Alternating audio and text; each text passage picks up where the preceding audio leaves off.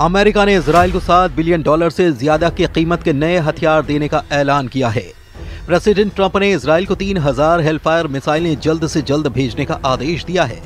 यह हथियार ट्रंप के गाजा पर कब्जा करने के प्लान में इस्तेमाल हो सकते हैं। उधर अमेरिका के गाजा प्लान पर कई देशों ने युद्ध की धमकी दी है।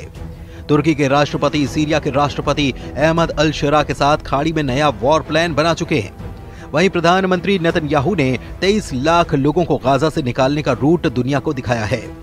ट्रंप के फैसले शॉकिंग होते हैं, दुश्मनों से 100 कदम आगे के होते हैं। जब सब कुछ सही लगने लगता है तब सुपर पावर असली रंग में आता है।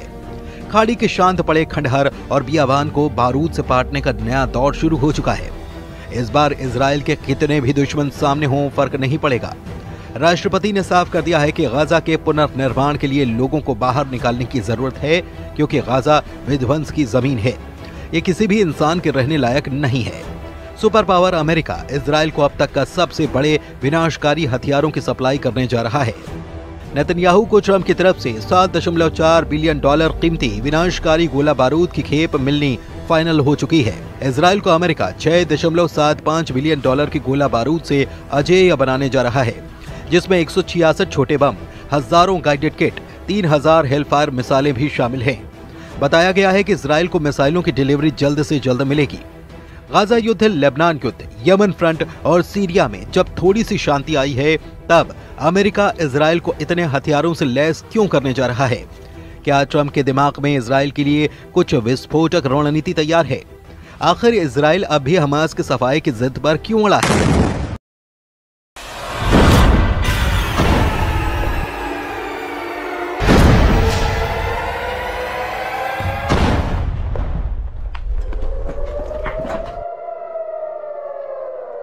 नेतन्याहू का मिशन नकबा क्या है? हमास का यह तमाशा फिर से युद्ध भड़काने लगा है। इजराइल के बंधकों की रिहाई को ग्रैंड शो की तरह पेश कर रहे हमास लड़ाकों को इजराइल से जड़ समेत उखाड़ फेंकने का मिशन ऑन कर चुका है। इजराइल की सेना हमास और सभी फिलिस्तीनियों को गाजा से मार भगाने का रोड मैप बना चुकी है। हमास के खात्मे तक इजराइल युद्ध खत्म नहीं करने वाला। जिन्हें शक है वो पीएम नेतन्याहू की नई धमकी को सुन सकते हैं। प्रेसिडेंट ट्रंप और नेतन्याहू ने क्लीन गाजा प्लान पर मुहर लगा दी है। इंतजार इस बात का हो रहा है कि कौन कौन सा देश ट्रंप के ऑपरेशन गाजा पर विरोध में युद्ध शुरू कर सकता है। फिलहाल जिन देशों ने ट्रंप और नेतन्याहू को वार्निंग दी है, उनके नाम भी जान लीजिए। इजराइल को युद्ध में बराबर की टक्कर देने की ताकत रखने वाले तुर्की के राष्ट्रपति एर्दोआन ट्रंप के गाजा प्लान के सबसे बड़े विरोधी बन रहे हैं। एर्दोआन की तरह अमेरिका का दोस्त माना जाने वाला सऊदी अरब भी गाजा को खाली न करने के पक्ष में हुंकार भर चुका है। ट्रंप के गाजा प्लान पर जॉर्डन ने नाराजगी जताते हुए इस प्रस्ताव को सिरे से खारिज कर दिया है। मिस्र के राष्ट्रपति अब्दुल फतेह अल सीसी ने कहा कि ट्रंप की योजना अंतर्राष्ट्रीय कानून का एक गंभीर उल्लंघन है।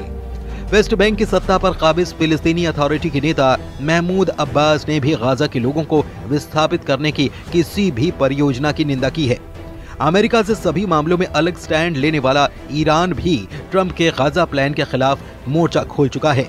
सऊदी अरब के विदेश मंत्रालय ने साफ किया है कि फिलिस्तीन के मुद्दे पर किंगडम अडिग है।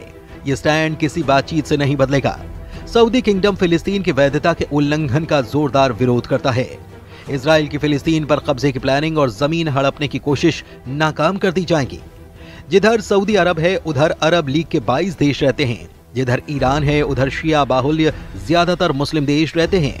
खाड़ी मुल्कों ने नए ताकतवर लीडर के तौर पर उभरे कमांडर जुलानी उर्फ अहमद अल शरा तो साफ साफ अपनी मौजूदगी दर्ज करा रहे हैं। तुर्की के राष्ट्रपति से अहमद अल शरा की बातें और मुलाकातों का सिलसिला आगे बढ़ता ही चला जा रहा है। मतलब ये कि गाजा युद्ध की जिस चिंगारी को ट्रंप ने भड़काया है, वो अगर बारूदी बवंडर में तब्दील हुई तो इजराइल के खिलाफ कम से कम 52 देशों की सेना युद्ध में सामने हो जाएगी। ऐसे में सवाल है कि क्या भारी विरोध के बाद ट्रंप बैकफुट पर जा सकते हैं? क्या नेतन्याहू गाजा पर रुख पलट सकते हैं? फिलहाल तो इसके कोई आसार नहीं नजर आते। इजराइल ने ट्रंप की घोषणा के बाद गाजा की सफाई का ड्राफ्ट भी बना लिया है। इजराइल डिफेंस फोर्स ने गाजा खाली कराने का पूरा रूट नेतन्याहू को दिखा दिया है। इजराइल के एक अधिकारी के मुताबिक डोनाल्ड ट्रंप के प्रस्ताव के बाद एक एक्शन प्लान भी तैयार करने का आदेश दिया गया है। और इसके तहत गाजा में रहने वाले लोगों को बाहर निकालने और किसी दूसरी जगह पर भेजने के लिए एक प्लान बनाया जा रहा है। इस दौरान गाजा का पुनर्निर्माण किया जाएगा।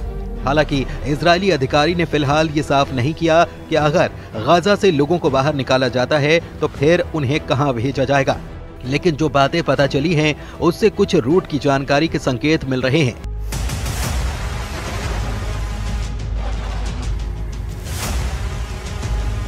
गाजा पट्टी और इजराइल के बीच 5 जमीनी क्रॉसिंग हैं। शुरुआती योजना के मुताबिक इन 5 पॉइंट से गाजा पट्टी के लोगों को बाहर निकाला जाएगा। इसके बाद लोगों को बस से करीब 250 किलोमीटर दूर रेमन एयरपोर्ट या फिर अशदोद बंदरगाह तक ले जाया जाएगा। यहां पहुंचने के बाद फिलिस्तीनी नागरिकों को आगे किसी देश में भेजा जाएगा, लेकिन वो देश कौन सा होगा फिलहाल इसका खुलासा नहीं किया गया है।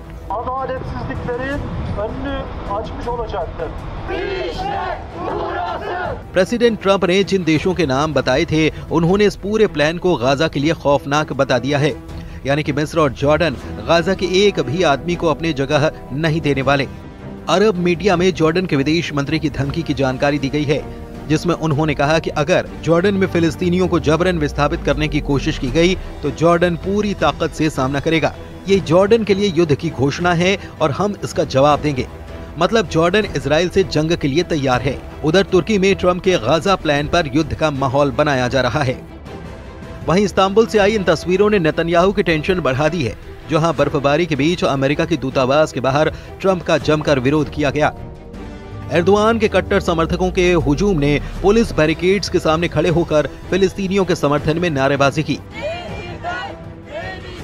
प्रदर्शनकारियों ने ट्रंप और नेतन्याहू के पोस्टर के साथ गाजा पट्टी के हक में आवाज बुलंद की।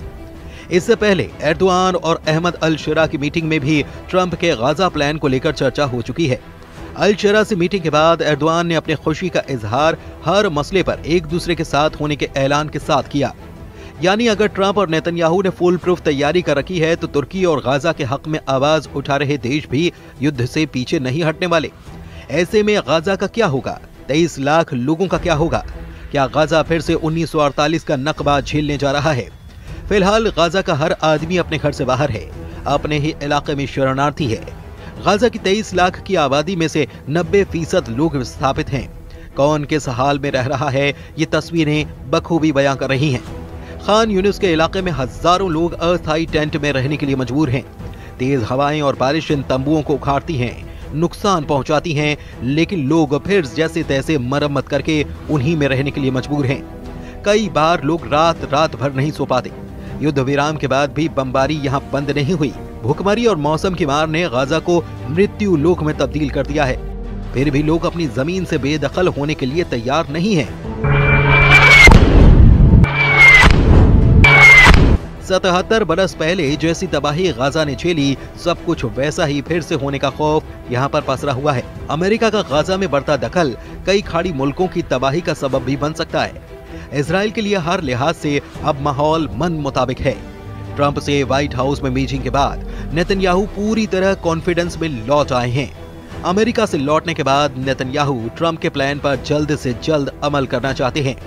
अब जब उन्हें 10 साल तक युद्ध लड़ने के हथियार मिल रहे हैं तो नेतन्याहू किसी के आगे आखिर झुके भी क्यों? लेकिन तुर्की इस पूरे समीकरण को बिगाड़ने का मादा रखता है।